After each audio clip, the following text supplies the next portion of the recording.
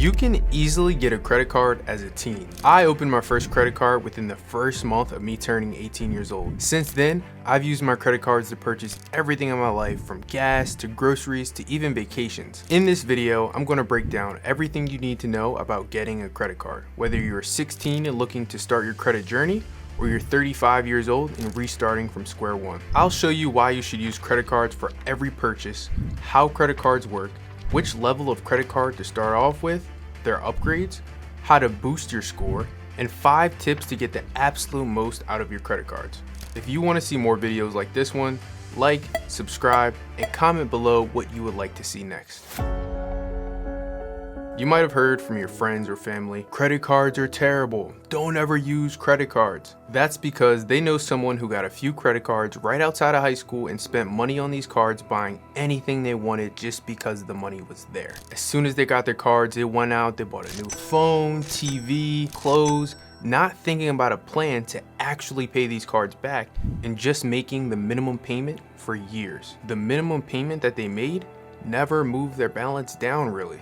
That's because minimum payments on credit cards are calculated to keep you in debt as long as possible. It's how credit card companies maximize their profits, by charging you interest for years. If you carry a balance over to the next month, which is what they want you to do, everything you buy could end up costing you double or even triple the original charge. Paying that amount by the due date will let you avoid late payment fees and higher penalty interest rates, but that's all. Remember, the credit card company's minimum payment amount is there for their benefit, not yours. It will keep you in debt for many years, maybe even decades, and cost you a lot of money in interest, which is exactly what the credit card company wants. The sad thing is that this is the truth for many Americans who are stuck in credit card debt. Americans are falling deeper into credit card debt that they can't pay off. But the good news is, if you take what you learned in this video, use credit cards responsibly, treat your credit card like a debit card, and make purchases that you know you can afford, you won't fall into this cycle. Credit cards are a powerful tool. They've allowed me to take cash back and apply it to things like Amazon purchases, groceries, or even vacations.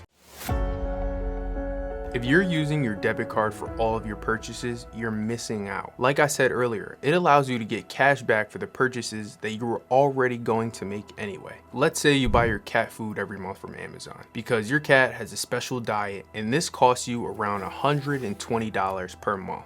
If you use your Amazon Prime signature card, you would receive $6 back on that purchase. Now, even though that might not seem like a lot of money, you're receiving $6 back on a purchase that you were going to make anyway, which adds up over time. Or let's just say that you have an American Express Cashback Preferred, which gives you 6% back on groceries. You could easily be spending $600 a month on groceries that your card will give you $36 back for. So now you might be thinking, why would they give me free money?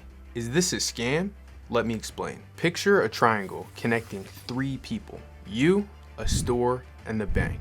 When you buy something at the store with your credit card, the store pays a small fee to the bank, like MasterCard, Visa, or American Express, for the convenience of not dealing with cash. This fee is usually around 1 or 2%. So you, the cardholder, pays and gets their item, then the store pays a fee to the bank for the convenience of accepting the card. And the bank gives you the points, the cardholder, who in some cases already paid an annual fee to use this card. Everyone benefits. The cardholder gets the points, the store makes a sale, and the bank collects the fees. Also, the bank benefits from people who carry a balance and pay interest on their credit card debt, which ends up funding the perks that more responsible credit card users enjoy. Let's talk about 4 crucial things to know before you apply for your first card. 1. Always pay your balance in full every month. Don't spend money that you don't have. The only exception is if you have a no interest promo with an actual mapped out plan of making the payments on your purchases. 2. Don't spend more than 30% of your credit limit. Tough times are unexpected. You might have a period where you have to carry a balance, and that's okay.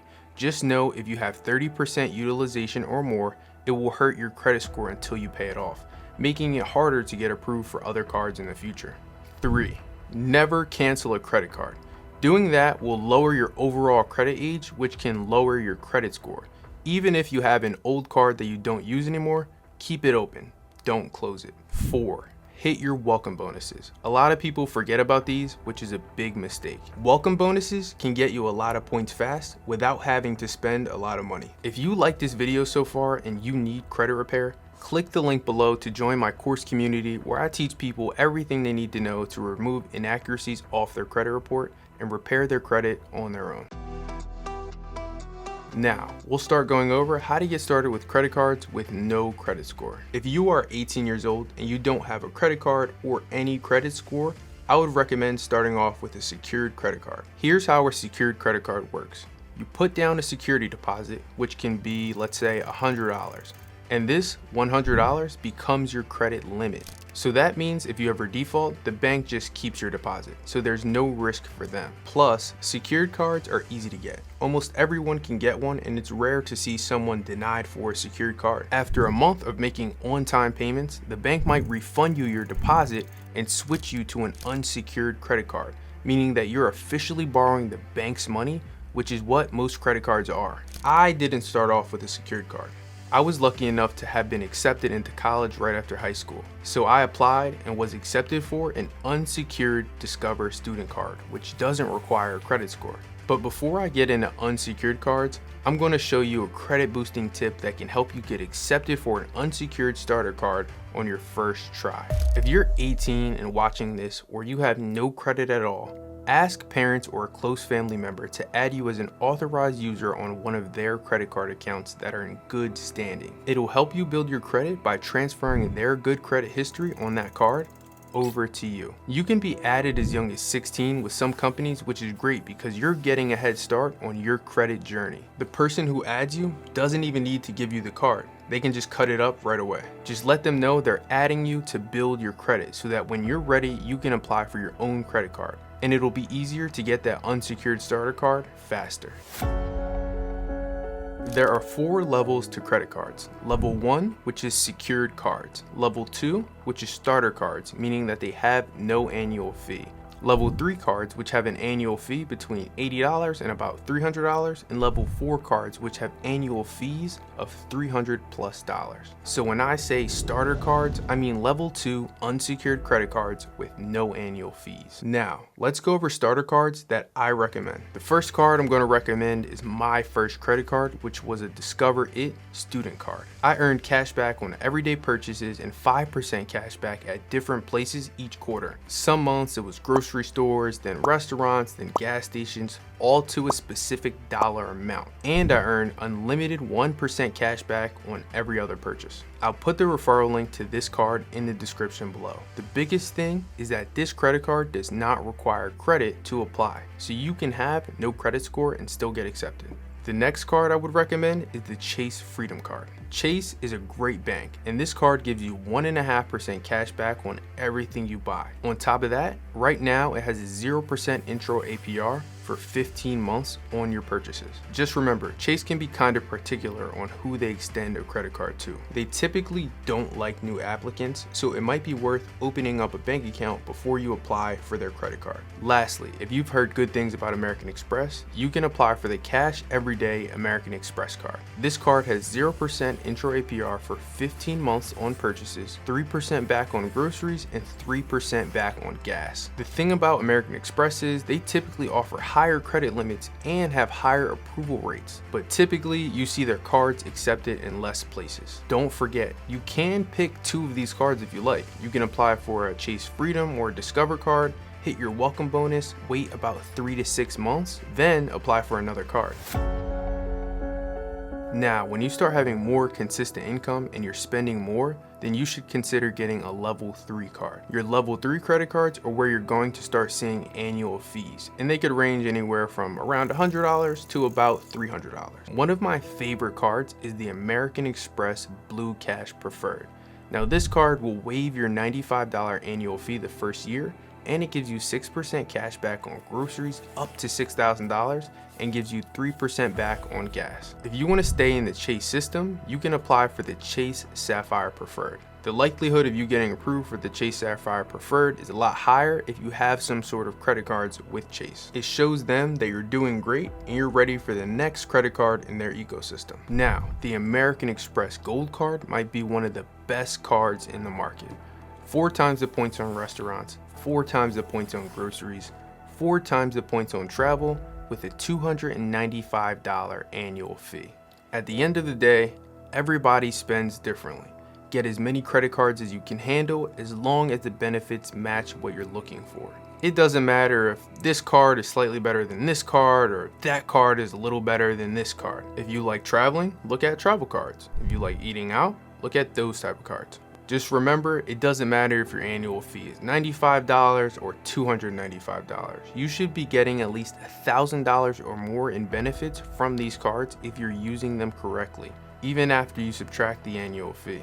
If you ever get to the point where you can't handle spending, don't cancel the card. Just downgrade that card to a level 2 card. If you get to the point where you're spending more money and you want more benefits, then it's time to upgrade to a level 4. Level 4 is where you'll find a ton of value in the travel space. Here are some of my favorite cards, but I'll save the level 4 knowledge for another video. Comment down below if you want to see a breakdown on a specific card. The level 4 cards come with higher annual fees, but that's because they offer way more benefits and perks, especially when it comes to travel. Here are 5 tips that you need to be taking advantage of if you're starting your credit journey. Use your credit card strategically. If it's a restaurant card, use it for restaurants. If it's a gas card, use it for gas. That way you can get the most out of your cards. The reconsideration line. You can call a number called the reconsideration line if you get denied for any of these credit cards. You can actually have a person manually approve your application on some of these cards or explain to you why you can't get approved. Welcome bonuses. Make sure that you are prepared to spend money to hit your welcome bonuses before you apply to these cards. That way you're not leaving any money on the table. Set up autopay, because once you end up having multiple credit cards, you might get the dates confused. You're going to have a lot of payments that you need to account for. Take advantage of all benefits. So whether it's pre-check, global entry, DoorDash credits, or discounts at certain stores, make sure you actually utilize it every single year. I appreciate you watching. Don't forget to subscribe, follow me on Instagram, and check out my personal finance course community down below in the description. See you in the next one.